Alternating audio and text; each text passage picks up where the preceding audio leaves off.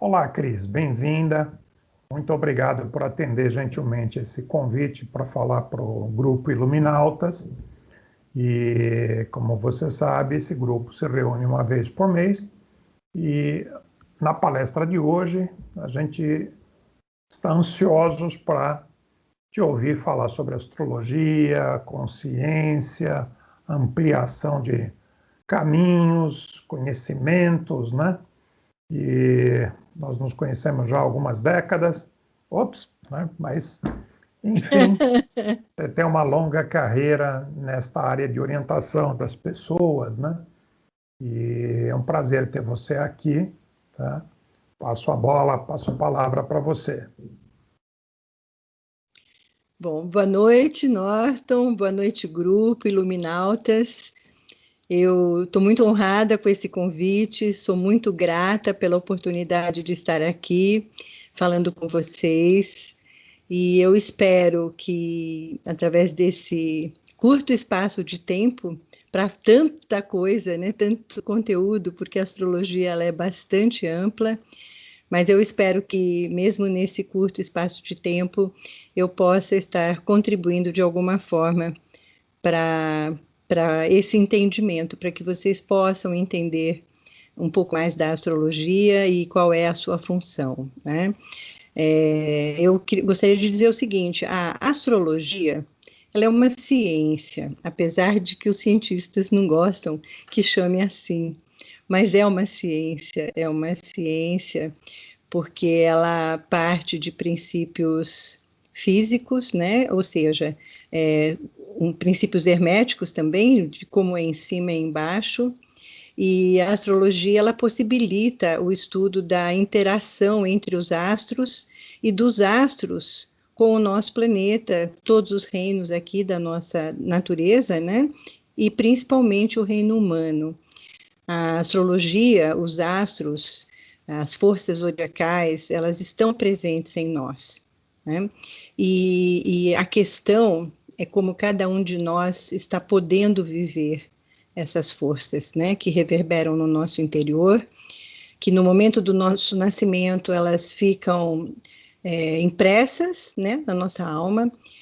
E uma coisa bastante importante, eu acho que faz toda a diferença na abordagem que eu estou trazendo para vocês, é que não é que nós nascemos e temos um mapa. É claro que nós nascemos e temos um mapa, mas o que importa é que nós nascemos naquele momento, porque naquele momento existe uma configuração cósmica que diz exatamente o que nós precisamos no nosso processo evolutivo.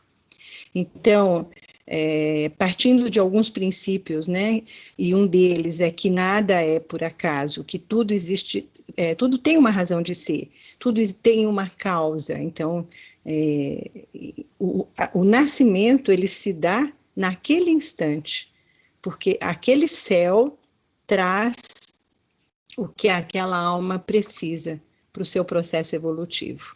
Então, partindo desse princípio. Então, assim, não importa se nasceu antes, se foi prematuro, não importa como nasceu, se foi parto normal, se foi cesárea, se nasceu...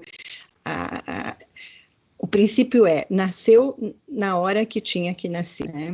Mesmo quando os pais marcam, às vezes não acontece, porque não é a hora que o céu está adequado para aquela experiência, né? Nós consideramos o momento da primeira respiração, o nascimento, momento em que aquele ser se manifesta, né, no corpo físico, se manifesta na matéria, é o momento da primeira respiração. Por isso a importância desse exato momento para que se possa fazer o mapa astrológico, que é o horário correto do nascimento. O mapa, ele é uma grande ferramenta de autoconhecimento, ele é uma ferramenta que pode tranquilamente nos ajudar a ter mais consciência de nós mesmos, né, da nossa potencialidade, do que nós estamos trazendo para essa vida, para essa existência, enquanto recursos, sejam recursos humanos, vocacionais, enfim, quaisquer recursos, nossos desafios, nossos talentos, todas as ferramentas que estão disponíveis para nós. Uma outra coisa importante é que esse mapa, esse zodíaco que nós apresentamos, né, que a astrologia propõe, esse mapa do nascimento, ele traduz o que nós poderíamos chamar da nossa personalidade, do nosso ego, essa composição de corpo físico, emocional, mental que nós estamos trazendo para essa existência, né? E o nosso objetivo é ultrapassar esses zodíacos. É a mesma coisa que se fala, por exemplo, na cultura indiana, que nós estamos aqui na Sansara, né? Esse zodíaco, ele é temporal. O que nós precisamos é acessar o que está por detrás dele, para que a gente possa sintonizar com essas forças, para que a gente possa transpor esse zodíaco e sair dessa roda. Ou seja, cada um conhecendo o seu mapa, passa a ter uma ferramenta a mais para o seu processo de desenvolvimento humano e espiritual e para a sua própria evolução. Essa é a proposta do trabalho. Então, eu vou procurar ser o mais objetiva possível para que a gente consiga percorrer a roda. Eu vou mostrar para vocês a trajetória que nós fazemos. É uma linguagem simbólica, tá? Para que vocês entendam como que funciona a roda astrológica, essa jornada que nós fazemos através da roda. Claro que para que eu possa explicar, eu vou ter que falar casa 1, casa 2, casa 3, eu vou ter que fazer uma coisa linear para que eu possa passar para vocês. Claro que ao longo da nossa existência, não é linear no sentido de que esse caminho é percorrido de uma forma estática, não. É uma roda, é uma espiral que é percorrida várias vezes. Nós fazemos essa roda várias vezes ao longo da nossa vida, né? São etapas, são patamares que a gente vai alcançando. Então, é isso daí. Eu vou te pedir, Norton, a gentileza de disponibilizar a roda para que eu possa explicar para os nossos iluminautas.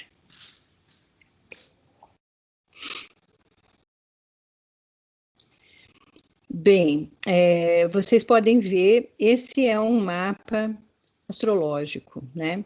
Eu peguei um mapa clássico para que eu possa para explicar mais didaticamente e facilitar o entendimento, né? Essa flechinha do lado esquerdo, a flechinha vermelha que vocês estão vendo, é o momento do nascimento, exato. Esse é o ascendente, isso é chamado ascendente, é o momento da primeira respiração, e é nesse momento que começa a nossa jornada.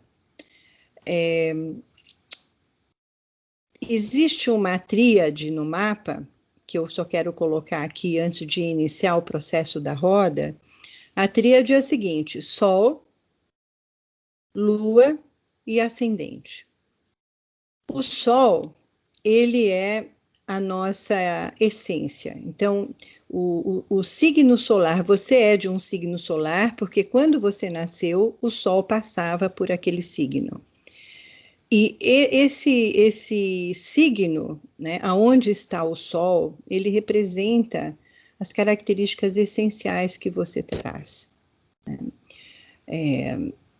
A Lua está ligada às nossas memórias, está ligada aos registros que nós trazemos, seja de outras vidas, seja desde o processo na barriga da mãe, todas as nossas sensações, percepções, tudo fica registrado no nosso corpo emocional, né, nas nossas células, E a Lua, o signo em que a Lua está, representa como nós armazenamos e como nós expressamos essas memórias, está ligado às nossas emoções, nossos sentimentos, nossa profundidade de emoções, né? Como que nós processamos e reagimos.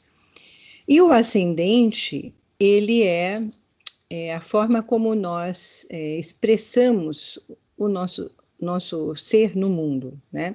O ascendente, ele faz a ponte entre o nosso mundo interior e o mundo externo, né?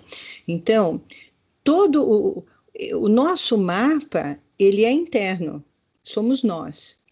Como nós expressamos isso no mundo, é o signo ascendente. Então, o signo ascendente, ele mostra como nós caminhamos pela vida, como nós percebemos o mundo e como o mundo nos percebe. Essa tríade, os três são importantes. O Sol talvez seja o mais importante, porque ele é a essência, o potencial criativo que nós trazemos.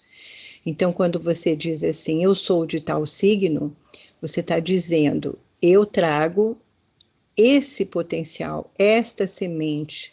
Então, eu sou e eu venho para me tornar quem eu sou, para poder expressar isso no mundo, né?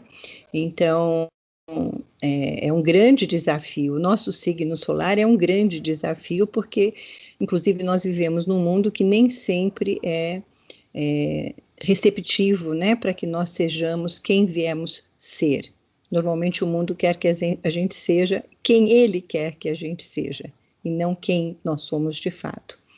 Esse é um dos pontos que, ao longo da vida, vai nos distanciando de quem nós somos, porque nós acabamos, muitas vezes, cuidando de corresponder às expectativas externas e nos distanciamos da nossa essência. Esse trabalho visa também que a gente possa resgatar essa essência para poder cumprir a nossa vocação, a nossa missão e aquilo que nós viemos fazer aqui nessa existência. Bem, iniciando a roda, nascemos ali, né, naquele pontinho vermelho, e o que eu vou fazer aqui agora é mostrar para vocês a correspondência que tem os signos com as casas. O que é isso? Esses símbolos internos da roda são os planetas. Os planetas, eles dizem o que acontece. A roda, onde tem o símbolo dos signos, são os signos. E os signos mostram como as coisas acontecem, como esses planetas se expressam naquele signo. Os números romanos que estão fora da roda representam as casas, nós chamamos de casas. Cada uma delas é uma área da nossa vida, é uma área do nosso ser e do nosso processo de desenvolvimento. E é disso que nós vamos falar. As casas são fixas, casa 1 sempre é casa 1. O signo que está lá vai depender do ascendente da pessoa. Então, por exemplo, cada casa corresponde ao significado daquele signo que é o dono da casa. Por exemplo, a casa 1 é a primeira casa. Ela corresponde ao signo de Áries em significado, porque Áries é o primeiro signo. A casa 2 corresponde ao significado do signo de Touro, porque é o segundo signo, e assim por diante. No seu mapa, o signo que você tem no ascendente vai abrir o seu mapa. Então, vamos supor que você tenha Libra no ascendente. Sua casa 1 vai ser Libra, sua casa 2 vai ser Escorpião, sua casa 3 vai ser Sagitário e assim por diante. Então, as casas vão ser fixas, os signos mudam, a roda gira conforme o ascendente da pessoa e os planetas vão se apresentar conforme o céu estava no momento que ela nasceu. Esses traços que vocês veem, os azuis são traços de aspectos facilitadores e os vermelhos são traços de aspectos desafiadores, tá? Esse é o resumo. Voltando para a roda, agora eu vou conseguir começar. A casa 1, o ascendente é a nossa personalidade, é a nossa persona, é como a gente se expressa, eu disse. A casa 1 é assim, é o nosso ser que acabou de chegar no mundo, né? A casa 1 é uma pedra bruta, né? É o impulso primeiro, corresponde ao signo de Áries. Então, aqui você imagina o bebê está nascendo e ele chegou no mundo, né? Ele se apresenta para o mundo. É a casa 1, ele fala assim: eu estou aqui, eu sou. Nesse lugar, nós desenvolvemos o nosso querer, o nosso impulso, porque é com esse impulso que nós vamos precisar ter a força para cumprir essa roda. Então, essa casa 1 representa esse primeiro impulso, essa força primordial que todos nós trazemos, a pedra bruta do nosso ser, que nós vamos lapidar à medida que a gente percorre a roda. Na casa 2, onde a casa de touro é onde nós entramos em contato com a nossa concretude, né? O corpo físico, a matéria, o reconhecimento, é o bebezinho, né? Quando ele morde o pé, ele pega no braço, ele pega nas mãos, ele começa a reconhecer que ele tem um corpo físico, ele entra em contato com a matéria, ele entra em contato com esse corpo. Tanto que touro é um signo bastante sensorial, porque é a descoberta dos sentidos, né? E nesse lugar do mapa, nessa casa 2, nós começamos a construir essa relação nossa com a matéria. Matéria que mais tarde vai reverberar em vários níveis.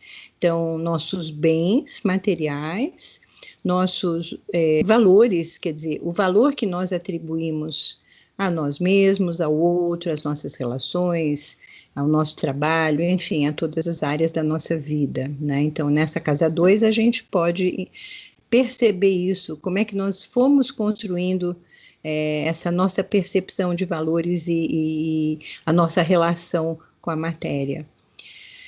Na casa 3, que corresponde ao signo de Gêmeos, nós temos o início da nossa comunicação. Na casa 3 é como a gente estabelece a comunicação.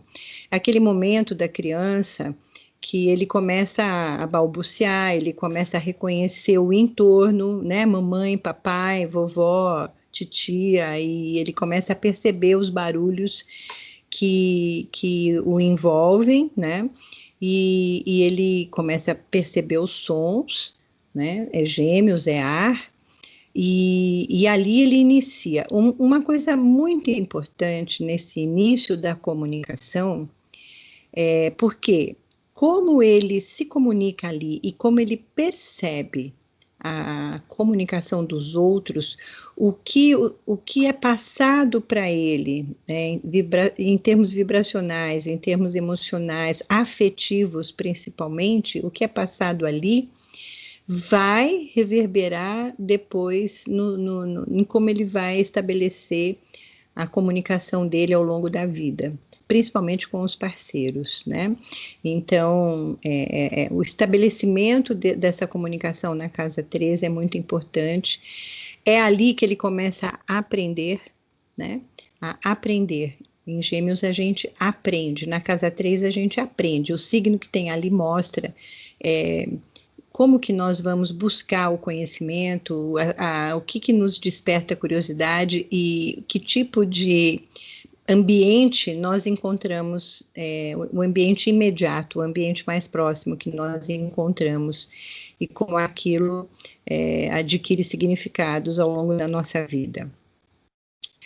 Na casa 4, que é o signo de Câncer, aquele lá embaixo, né, o 4 romano, é onde nós consolidamos a nossa primeira infância, vamos dizer dessa maneira. A casa 4 está ligada às nossas raízes, à nossa ancestralidade, né? Para os eventuais consteladores que estejam nesse grupo, essa casa é bastante importante, porque ali nós ancoramos, né, o nosso ser, ali nós criamos as nossas raízes e a conexão com a nossa ancestralidade.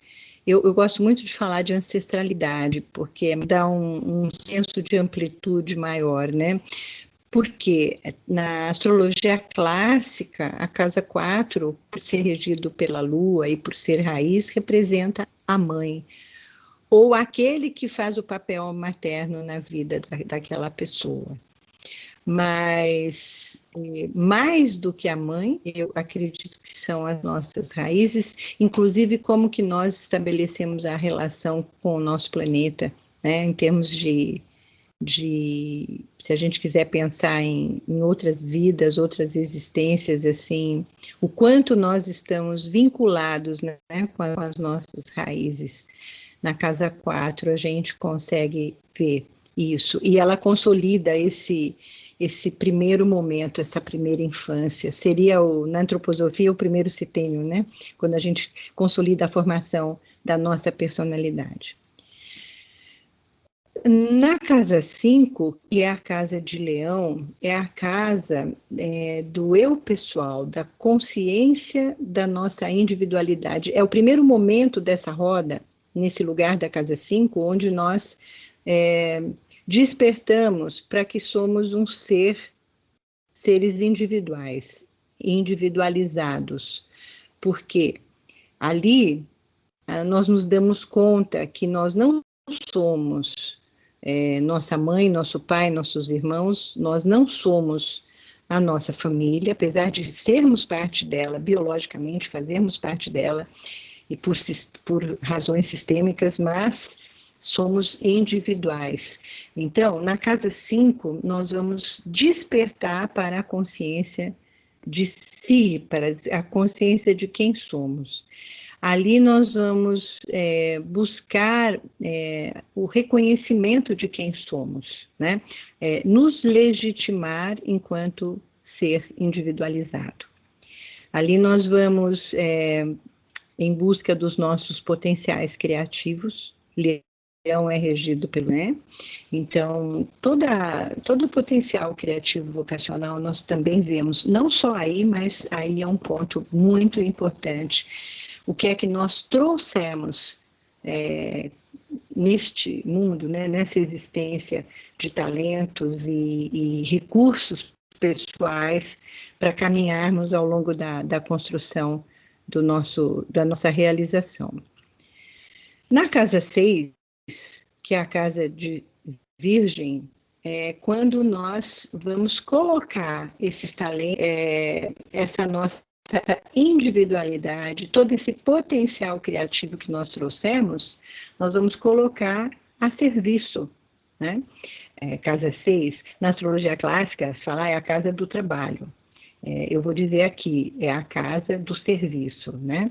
Claro, é o trabalho também, mas é mais do que isso, né? Como nós colocamos os nossos talentos à disposição, como nós aplicamos os nossos talentos a serviço do bem comum, se a gente quiser já olhar para um nível mais alto, né, da potencialidade humana, que não é só para si mesmo, mas é para o social, o coletivo, então para o bem comum, né? Então aí nesse lugar do mapa é que nós vamos ver como que nós podemos colocar isso a serviço do bem comum e do nosso próprio desenvolvimento, lógico. Na casa 6 a gente vê a saúde também, né? É um dos lugares do mapa onde nós podemos ver questões de saúde. Eu não trabalho com doenças, eu trabalho com saúde, eu trabalho com pontos sensíveis, mais vulneráveis, né, que merecem uma atenção maior, né, para que aquilo não se torne uma doença, né? Mas aí é uma coisa já mais complexa, mas só para vocês saberem que tem um lugar do mapa que trata de saúde, é a casa 6. Na casa 7, nós temos o primeiro encontro com o outro. Se vocês repararem até aqui, da casa 1 até a casa 6, está muito ligado ao nosso desenvolvimento pessoal e à nossa expressão, né, no mundo. E nós vamos iniciar o processo de relacionamento, de reconhecimento do outro na casa 7, que corresponde ao signo de Libra, que rege os relacionamentos. Libra vem para nos fazer desenvolver a empatia, para que nós possamos sair de nós mesmos para entender a necessidade do outro. E ali, em Libra, né, nós começamos a poder trabalhar os eixos, que eu vou falar sobre isso no final para vocês, só porque é uma coisa bem interessante. Porque, só um exemplo, em Áries é o eu quero, né, a vontade do eu. Em Libra, você pergunta para o outro o que é que você quer, o que é que você gostaria. E nós temos que equilibrar todas as polaridades, né? Nós falamos muito de unicidade, nós falamos muito de caminho do meio, nós falamos muito de não polarizar para não incentivar os conflitos, né? Então, o que nós temos que fazer? Trabalhar esses eixos para que a gente possa equilibrar. Nem tudo para mim, nem tudo para você. Nós temos que achar um ponto comum, um caminho do meio, né? Essa é a função desse eixo de Áries Libra, desenvolver o querer pessoal, mas também poder entender o querer do outro.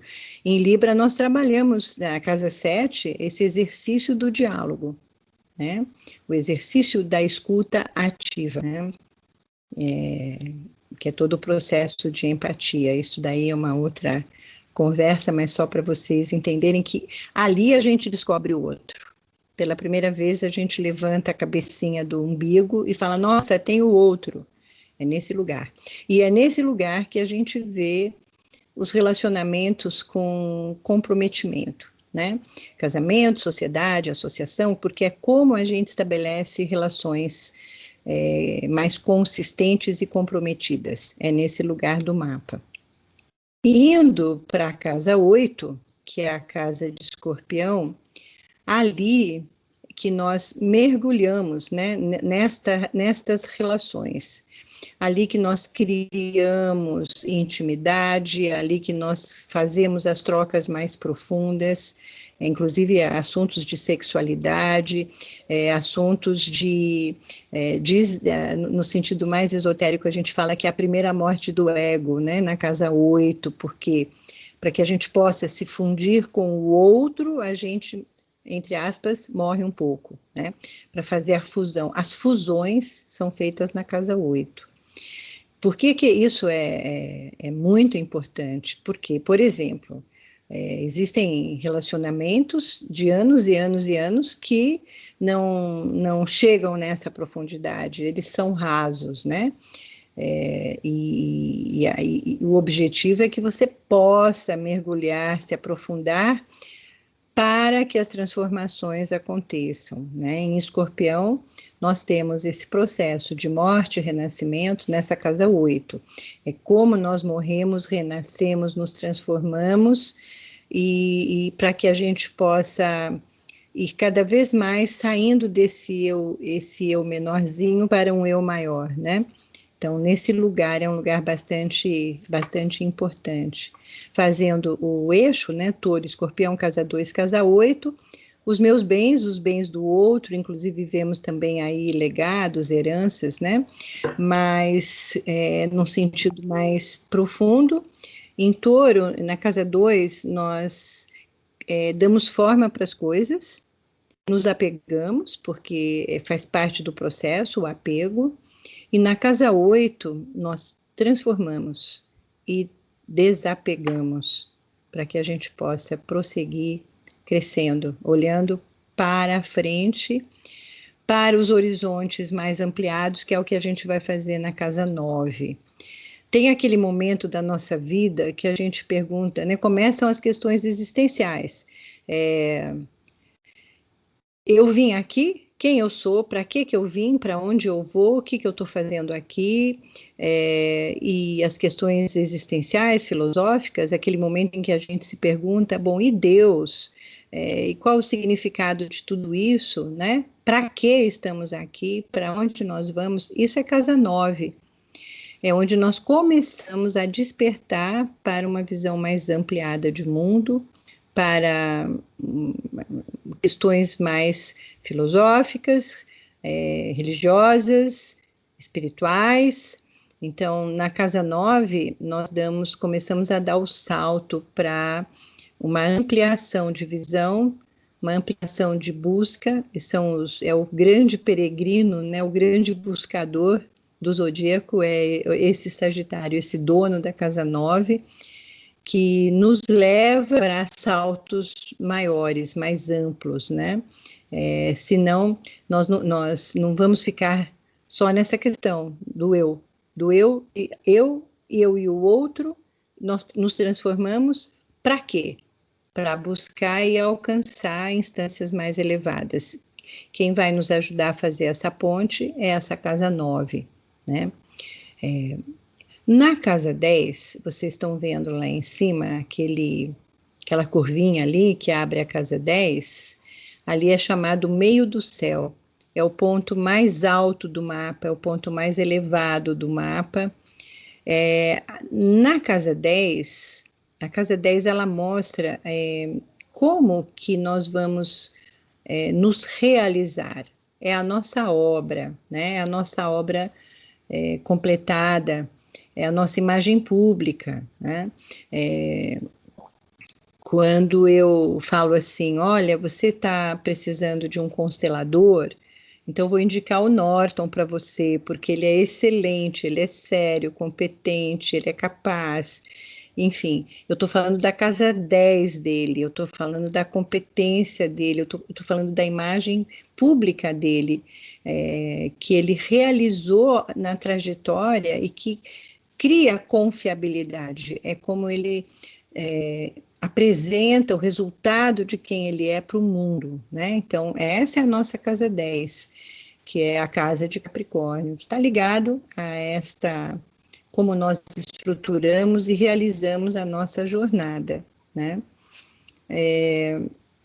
Eu quero só voltar um pouquinho, porque eu não falei do eixo Gêmeos-Sagitário, porque assim, Gêmeos eu falei para vocês lá na casa 3 que a gente aprende.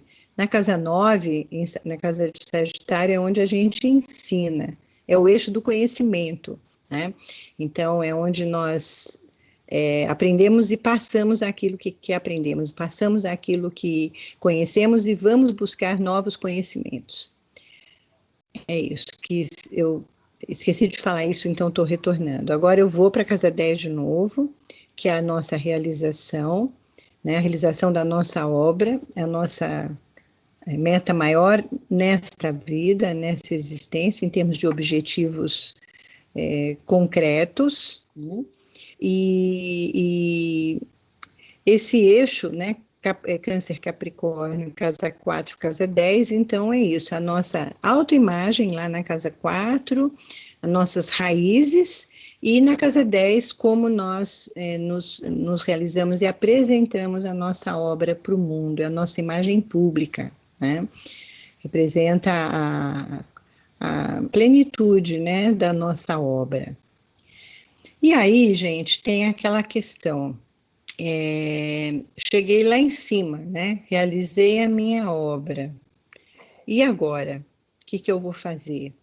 Eu vou ficar lá em cima dizendo para o mundo o quanto eu fui capaz, o quanto eu lutei para conseguir chegar aqui, as conquistas, as minhas conquistas, o quanto eu venci e tudo o que eu realizei. Vou ficar nesse lugar, ou eu vou descer a montanha, né? Descer desse alto da minha montanha para compartilhar com o mundo o meu conhecimento e a minha experiência. Esse descer do alto da minha montanha para compartilhar com o mundo a minha experiência, levar para o coletivo aquilo que eu me tornei, disponibilizar para o que eu fiz, é Aquário, né? É a casa 11, é nesse lugar. Então, nesse lugar do mapa, nós vamos ver como que nós podemos compartilhar, né, com os grupos, com a humanidade, o quanto nós vamos estar disponíveis para trabalhos sociais,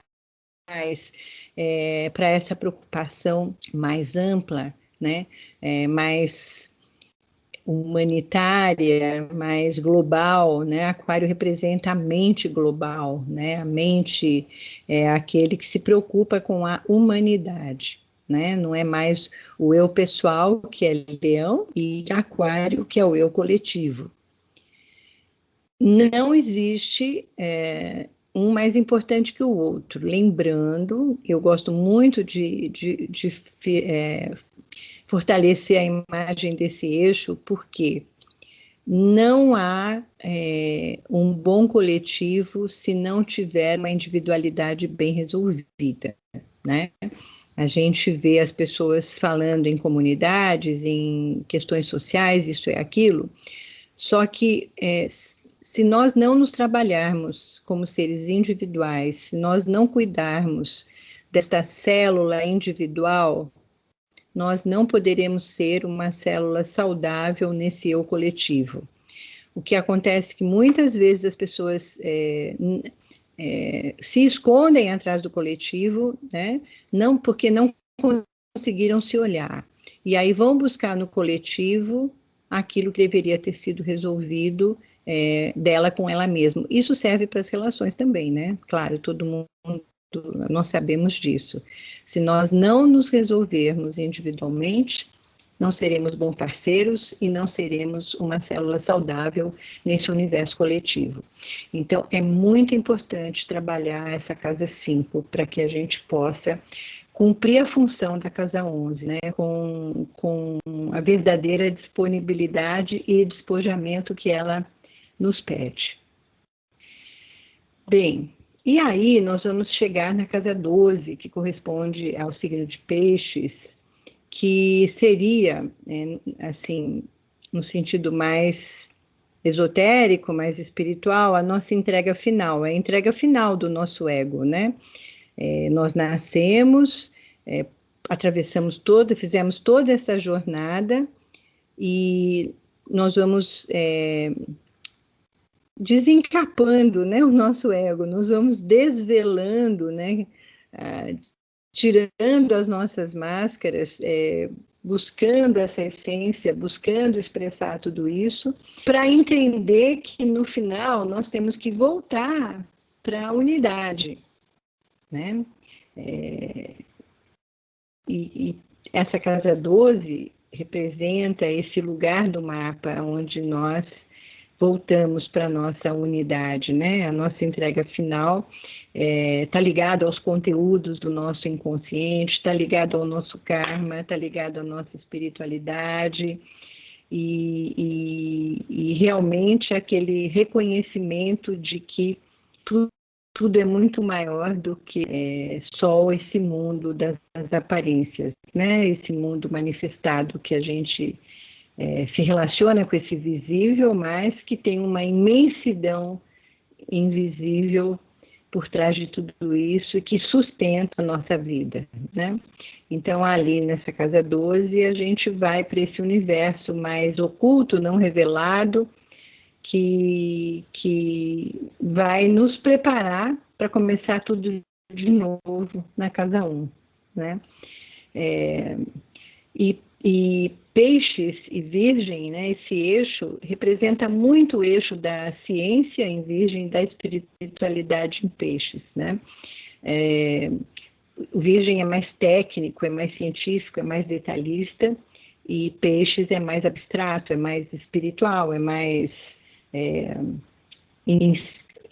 vou dizer assim, intuitivo, né? Então, nós também temos que juntar essas duas coisas, porque nós somos espíritos na matéria. Então, nós temos que unificar essa consciência de ciência e espiritualidade. Bom, esse é o resumo dessa roda. Claro que ela tem muitas camadas, ela pede, né, um trabalho, um aprofundamento para que a gente possa chegar no autoconhecimento mais profundo. E quando eu propus esse tema de autoconhecimento, consciência e transformação, porque eu acredito, e esses 22 anos de trabalho me mostram que nós só podemos nos transformar e buscar mesmo um processo consciente, né, de evolutivo, é assim, através dessa consciência, não há outra maneira. Se nós não, quer dizer, eu estou falando assim, que é como eu acredito, eu estou colocando aqui para vocês como eu vejo, que a consciência é a grande ferramenta da possibilidade das nossas transformações. Eu só posso transformar aquilo que eu reconheço em mim e que eu vejo que aquilo existe e que é necessário uma mudança, é necessário uma transformação para que eu possa me desenvolver e evoluir como ser, né? Então, não vejo. Hoje em dia, nós estamos passando um momento muito delicado de planeta, todo mundo sabe disso, onde nós estamos individualmente e coletivamente bastante, a demanda é muito grande e acredito que quanto mais nós nos conhecermos, melhor nós vamos poder lidar com todos esses desafios. E principalmente tendo esse propósito, né, de evoluir. É muito importante definir um propósito, aonde que nós queremos chegar e alinhar o nosso caminho ao nosso propósito, porque o que nós vemos muito o propósito é quando ele é estabelecido, nem sempre as pessoas têm clareza do seu propósito, e que muitas vezes o caminho, as escolhas feitas, elas estão desconectadas. A pessoa quer chegar num lugar, mas ela age de outra forma, e aí ela não consegue integrar. E esse trabalho também visa, né, ajudar nessa integração do pensar, do sentir e do agir, para que a gente tenha uma integridade do ser, né, com mais qualidade, né, para que a gente possa, acho que todo mundo quer se tornar melhor a cada dia, a gente está buscando isso, fortalecendo o nosso ser, fortalecendo esse ser, esse eu sou, né, que nos guia, que nos dirige. Terminei. Muito bem, Cris. Deixa eu ver se eu consigo voltar aqui para... Foi uma hora, né? Deu para terminar a fala? Eu acredito que sim. Deixa eu ver aqui, só um minuto.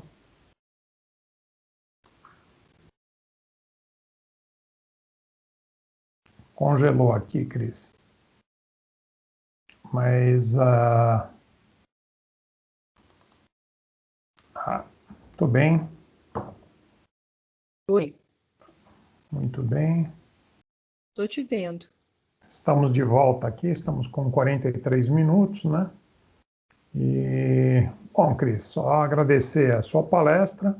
Nós vamos encerrar a gravação e o grupo vai ter as perguntas, naturalmente, aí você ao vivo pode respondê-las. Tá bom? Sim, com certeza. Tá bom. Vamos na sequência, então. Você está gravando? Está gravando. Ah, entendi.